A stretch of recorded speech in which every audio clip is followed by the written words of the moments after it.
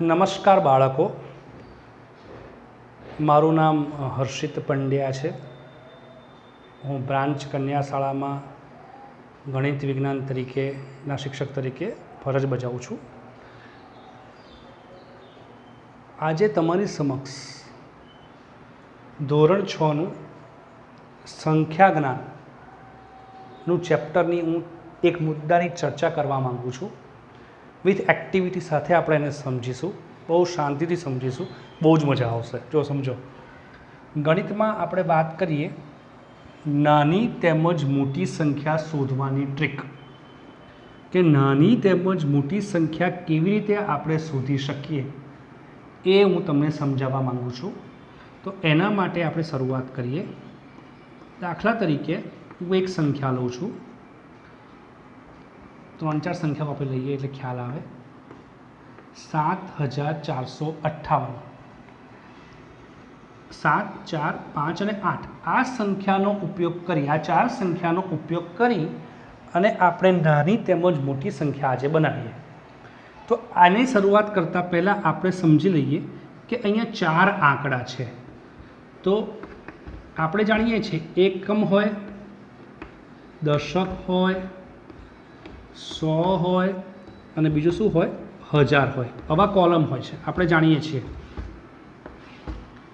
હવે આપણે આ 4 સંખ્યાથી, એટલે કે 4 ડિજિટથી મોટામાં મોટી સંખ્યા બનાવવી છે અને નાનામાં નાની સંખ્યા પણ બનાવવી છે બાળ મિત્રો। તો આપણે શું કરીશું, આપણે જાણીએ છીએ કે આ 4 કોલમમાંથી સૌથી મોટું કોલમ કયું છે, 1000નું કોલમ છે। તો આ 1000નું કોલમ સૌથી મોટું કોલમ હોવાથી આપણે આ 4માંથી જે સૌથી મોટી ડિજિટ હશે એને આપણે ક્યાં મૂકીશું, 1000ના કોલમમાં મૂકીએ। તો સૌથી મોટો ડિજિટ કયો છે, 7 છે, તો એને ક્યાં મૂકીશું, અહીંયા મૂકીશું। હવે એનાથી નાનો, એનાથી સ્લાઇટ થોડોક નાનો જે ડિજિટ છે એ ક્યાં આવશે, 100માં આવશે। થોડોક નાનો લેવાનું છે, સોરી અહીંયા કોણ આવશે, 8 આવશે, સોરી અહીંયા કઈ આવશે, 8 આવશે। એનાથી નાનો કયો છે, 7 છે। એનાથી નાનો કયો છે, 5 છે। અને સૌથી નાનો કયો છે, 4 છે। તો આપણું 8754 એ આપણી કેવી સંખ્યા થશે, મોટી સંખ્યા થશે। તો હવે નાની સંખ્યા પણ લઈએ। તો નાની સંખ્યા માટે જુઓ, સૌથી નાનો ડિજિટ જે છે એ આપણે લેવાનો હોય છે, બરાબર। તો સૌથી નાનો ડિજિટ કયો જગ્યાએ લેવાનો, તો કે એ 1000ના કોલમમાં આપણે લઈશું। તો સૌથી નાનો કોલમ, તો સૌથી નાનું કોણ છે, 4 છે, એ અહીં આવશે। પછી એનાથી થોડોક મોટો કોણ છે, 5 છે, એ અહીં આવશે। એનાથી થોડોક મોટો કોણ છે, 7 છે, એ અહીંયા આવશે। અને સૌથી મોટો 8 છે, એ અહીંયા આવશે। તો આ આપણી કઈ સંખ્યા થઈ, સૌથી નાની સંખ્યા તરીકે આપણે એને ઓળખીએ છીએ, બરાબર। હવે હું આ જ એક્ટિવિટીને, આવી જ એક્ટિવિટીને આપણે એક એક્ટિવિટી અથવા એક બોર્ડ ઉપર મેં તમને સમજાવવા માગું છું, જેની આપણે અહીંયા ચર્ચા કરીએ છીએ। તમે જોઈ શકો છો બાળ મિત્રો કે આ બોર્ડ ઉપર અહીંયા તમે જોઈ શકો છો, અહીંયા છે 100, દશક, સોરી 1000, 100, દશક અને એકમ। આ 4 વસ્તુ અહીંયા આપણને જોઈ શકાય છે, તમે જોઈ શકાતી હશે। તો હવે હું શું કરું છું, તમે જુઓ ધ્યાનથી, અને આપણે આ રીતે પણ સમજીએ।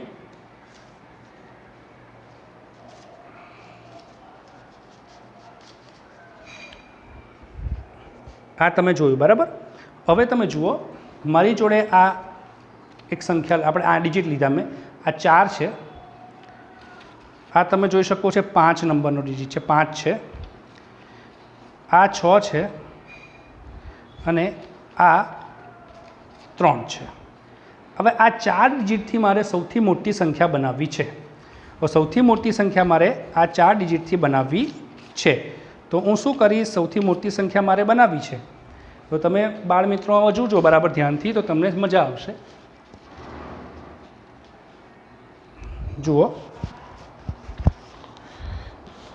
થોડુંક તકલીફ પડશે, ધ્યાન આપજો તો તમને મજા આવશે।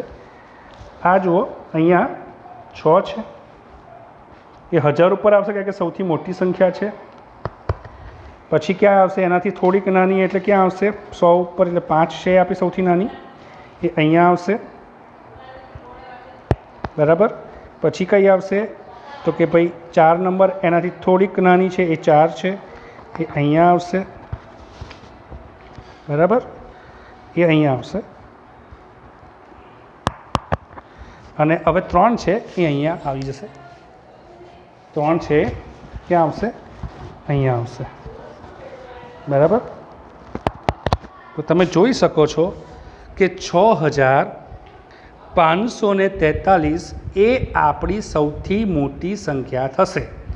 તો આવી રીતના બાળ મિત્રો તમે પણ તમારા ઘરે આવું પ્રવૃત્તિ કરી અને જાતે સમજી શકો છો. આના દ્વારા તમને સરળતાથી આ વસ્તુ ખબર પડશે. તમે કોઈ પણ પ્રકારની સંખ્યા મોટી અને નાની બનાવી શકો છો. હવે આ આપણે સૌથી મોટી સંખ્યા બનાવી, એના સૌથી નાની બનાવી હશે તો શું થશે, આ 3 ક્યાં આવશે, 1000ના સ્થાન ઉપર, આ 4 ક્યાં આવશે, 100ના સ્થાન ઉપર, બરાબર, ક્લિયર થયું. પછી 5 ક્યાં આવશે, આ બાજુ આવશે અહીંયા દશકના સ્થાન ઉપર, અને 6 જે છે એ એકમના સ્થાન ઉપર આવશે. તો આ રીતે તમે કોઈપણ પ્રકારની સંખ્યાઓને જાતે આ રીતે ફેનલ બોર્ડ લઈને અથવા તો TLM કોઈના પુઠ્ઠાવાળું બનાવીને પણ તમે બનાવી શકો છો અને સમજી શકો છો. તો આ રીતે તમે ઘણી બધી સંખ્યાઓને આ રીતે નાની તેમજ મોટી સંખ્યા દ્વારા સમજી શકો છો. તો આ આપણે ખાસ ધ્યાન રાખવાનું છે કે ફેનલ બોર્ડ ઉપર આપણે એને કેવી રીતના ગોઠવવાનું છે. તો આના દ્વારા તમે સરળતાથી આ સંખ્યાને સમજી શકો તેમ છો. તો આના દ્વારા આ કોલમની તમને સમજણ જો પડી ગઈ હોય તો આ 1000 છે, આ 100 છે, આ દશક છે, આ એકમ દ્વારા તમે કોઈપણ પ્રકારના જે સંખ્યા છે એને નાની તેમજ મોટી દ્વારા રજૂઆત કરી શકો છો. હવે આગળની એક બીજી સંખ્યા પણ આપણે લઈએ. દાખલા તરીકે સેકન્ડ નંબરની સંખ્યા લઈએ. દાખલા તરીકે મારી જોડે છે 3 છે, કોઈક 6 છે, કોઈક 5 છે અને કોઈક 8 છે. તો આપણે જો કોલમ બનાવીએ, આપણને ખબર છે કે પહેલું કોલમ આ બાજુનું એકમનું હોય, આ દશક હોય, આ 100 હોય ને આ 1000 હોય, બરાબર. તો 1000માં તો પહેલી મોટી સંખ્યા છે એ કઈ છે, 8 છે, તો એ ક્યાં આવશે, અહીંયા આવશે. એનાથી થોડીક નાની 6 છે એ અહીંયા આવશે, એનાથી થોડીક નાની 5 છે એ અહીંયા આવશે, અને જે 3 છે અહીંયા આવશે. તો આ સૌથી મોટી સંખ્યા આપણી બનશે. તે જ રીતે સૌથી નાની સંખ્યા બનાવવી હોય તો એને પણ 1000માં મૂકો. પહેલાં 3 અહીં મૂકો, પછી કઈ આવશે, 5 આવશે, પછી કઈ આવશે, 6 આવશે, અને પછી કઈ આવશે, 8 આવશે. તો એના દ્વારા તમે સંખ્યાની માહિતી મેળવી શકો છો. તો આપણે એ ખાસ ધ્યાન વસ્તુ રાખવાની છે કે અહીં સૌથી મોટી સંખ્યા કઈ બનશે, સૌથી નાની સંખ્યા કઈ બનશે, એ તમે સમજી શકો તેમ છો. તો આ રીતે આપણે કોઈપણ સંખ્યાને મોટી તેમજ નાની સ્વરૂપે રજૂઆત કરી શકીએ છીએ. તો આ આપણે ખાસ ધ્યાન રાખવાનું છે, બરાબર.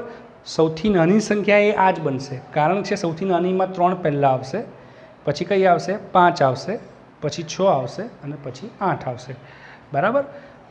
દાખલા તરીકે 568 સૌથી નાની બનશે. હવે તમે દાખલા તરીકે 6 અહીં લાવો તો એ તો 600 થઈ જાય, બરાબર. તમે 8 અહીં લાવો તો 800 થઈ જાય. તો આ છે સૌથી નાની સંખ્યા આપણી બનશે. તો આ રીતે તમે કોઈપણ પ્રકારના ડિજિટને આ રીતે સમજી શકો છો. ફેનલ બોર્ડ દ્વારા પણ તમે બનાવી શકો છો. તો આ રીતે તમે કરશો તો તમારો આ જે કોન્સેપ્ટ છે આપણો નાની તેમજ મોટી સંખ્યા શોધવાની જે ટ્રીક છે એ તમે આરામથી સમજી શકો છો. અને આ રીતે આપણે આ કોન્સેપ્ટને રજૂઆત કરી શકીએ છીએ. Thank you very much. આ રીતે આપણે આગળનો પણ વિડીયો બનાવતો રહીશ અને તમને સમજાવતો રહીશ.